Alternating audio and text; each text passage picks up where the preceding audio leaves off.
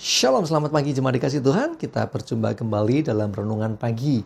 Mari saya mengajak kita semuanya kembali pagi ini akan merenungkan kebenaran firman Tuhan. Tapi sebelumnya mari kita berdoa terlebih dahulu. Bapa di surga, terima kasih kembali pagi ini kami datang ke hadirat-Mu. Kami naikkan segala puji dan hormat dan syukur atas segala rahmat dan berkat-Mu yang luar biasa atas hidup kami. Terima kasih ya Tuhan. Pagi ini juga kami merindukan firman-Mu. Mari singkapkan dan nyatakan kebenaran firman-Mu atas setiap kami. Dan urapi kami ya Tuhan, sehingga kami bisa menangkap pesan Tuhan dan melakukannya dalam hidup kami. Terima kasih ya Tuhan, di dalam nama Tuhan Yesus kami berdoa dan bersyukur. Amin. Mari jemaat dikasih Tuhan, kita buka Alkitab kita. Renungan pagi ini saya ambilkan dari Yohanes 8 ayat 7 sampai yang ke-11. Saya bacakan. Dan ketika mereka terus-menerus bertanya kepadanya, ia pun bangkit berdiri lalu berkata kepada mereka, "Barang siapa di antara kamu tidak berdosa, hendaklah ia yang pertama melemparkan batu kepada perempuan itu." Lalu ia membungkuk pula dan menulis di tanah. Tetapi setelah mereka mendengar perkataan itu, pergilah mereka seorang demi seorang, mulai dari yang tertua. Akhirnya tinggallah Yesus seorang diri dengan perempuan itu yang tetap di tempatnya. Lalu Yesus bangkit berdiri dan berkata kepadanya, "Hai perempuan, di manakah mereka? Tidak adakah seorang yang menghukum engkau?" Jawabnya, "Tidak ada Tuhan." Lalu kata Yesus, "Aku pun tidak menghukum engkau. Pergilah dan jangan berbuat dosa lagi, mulai dari sekarang."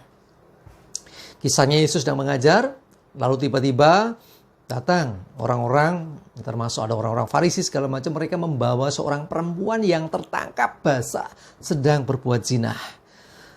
Lalu mereka bawa kepada Yesus dan bertanya, menurut hukum Musa, perempuan yang berbuat zina ini harus dirajam. Ya, dihukum rajam, dilempar batu sampai mati. Bagaimana menurutmu? Yesus pertama-tama nggak merespon. Tapi mereka terus mendesak. Pada akhirnya Yesus menjawab juga.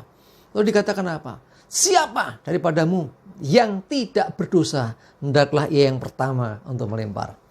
Perkataan ini ternyata membuat orang-orang itu akhirnya pergi. Ya, satu persatu mereka meninggalkan tempat itu. Sehingga tinggal Yesus dan perempuan itu. Ya, dari sini ada kisah yang unik. Perempuannya tertangkap basah. Buktinya apa? Karena laki-lakinya nggak ada. Mungkin laki-lakinya kabur gitu ya. Nggak tahu. Tapi seringkali yang terjadi, seringkali di kisah di Alkitab, di perjanjian lama, itu seringkali yang ketangkap perempuannya. Laki-lakinya seringkali lolos. Ya, jadi perempuan ini akhirnya ya tidak ada yang melempar batu. Lalu Yesus berkata, "Aku pun juga tidak akan menghukum engkau." Ya, terus dikatakan apa? "Pergilah, jangan berbuat dosa lagi mulai dari sekarang." Dan itu pendekatan yang luar biasa yang Tuhan buat. Daripada orang itu dihukum mati, masuk neraka karena berdosa, Yesus penuh kasih. Dia berkata, "Aku tidak menghukum engkau, tapi pergilah, jangan berbuat dosa lagi mulai dari sekarang." Ini bicara apa? Bertobat. Jadi orang bertobat itu meninggalkan dosanya, tidak mengulangi dosanya lagi. Yesus berkata kepada perempuan itu, "Pergilah, bertobat mulai dari sekarang." Nah, bahasa ekstrimnya gitu. Ya, lalu kisahnya perempuan itu langsung pergi. Dan saya percaya walaupun tidak tertulis kelanjutan kisahnya, perempuan ini bertobat dan tidak mengulangi dosanya lagi. Nah, justru dengan begitu artinya perempuan ini terselamatkan dari hukuman. Bukan hanya hukuman dunia, bukan hanya hukum rajam yang ditakuti, itu yang bukan hanya bebas dari hukum rajam maksud saya, tetapi juga bebas dari hukuman kekal karena ada pertobatan. Tuhan lebih menghendaki orang bertobat daripada menghukum orang berdosa. Sekali lagi, Tuhan lebih senang melihat orang bertobat daripada orang dihukum karena dosa. Karena itu, Tuhan sesungguhnya mengasihi orang berdosa. Sebesar apapun dosanya, Tuhan mengasihi orangnya. Tetapi ingat, Tuhan benci dosa. Tuhan tidak kompromi dengan dosa. Nah, makanya untuk melepaskan kuasa dosa dari manusia itu, Tuhan mau menebus manusia itu dengan dia mati di atas kayu salib. Bapak Ibu Saudara dikasihi Tuhan, saudara dan saya adalah orang-orang berdosa juga.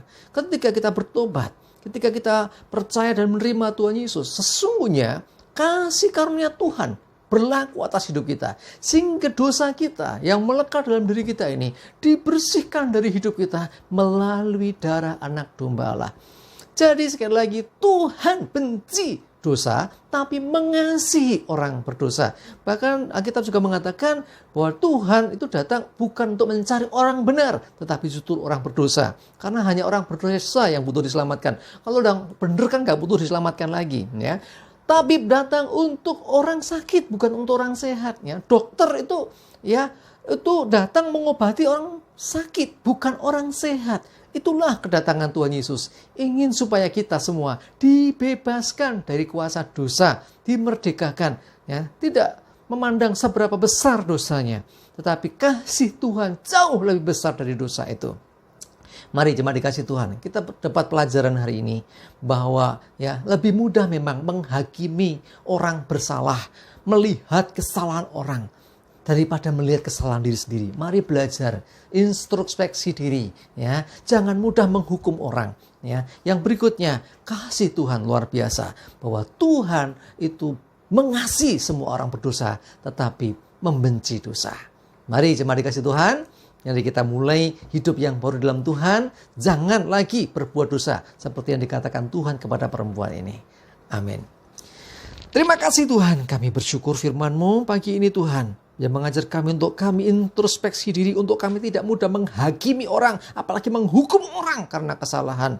Dan biarlah kami juga belajar hari ini Tuhan, untuk kami meninggalkan setiap dosa pelanggaran kami.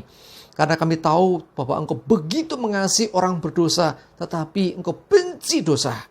Ajari kami Tuhan, untuk kami juga hidup di dalam jalan-jalan Tuhan. Terima kasih, kami bersyukur, kami serahkan hari ini hidup kami dalam perlindungan penyertaan-Mu. Aman, selamat, jauh dari corona dan mara bahaya. Damai sejahtera menyertai, keberhasilan, keberuntungan, bahkan berkat Tuhan terjadi dan melimpah atas hidup kami. Terima kasih, dalam nama Yesus kami berdoa dan bersyukur. Amin. Mari jemaat dikasih Tuhan, tetap semangat, maju terus. Tuhan Yesus memberkati kita semua. Amin.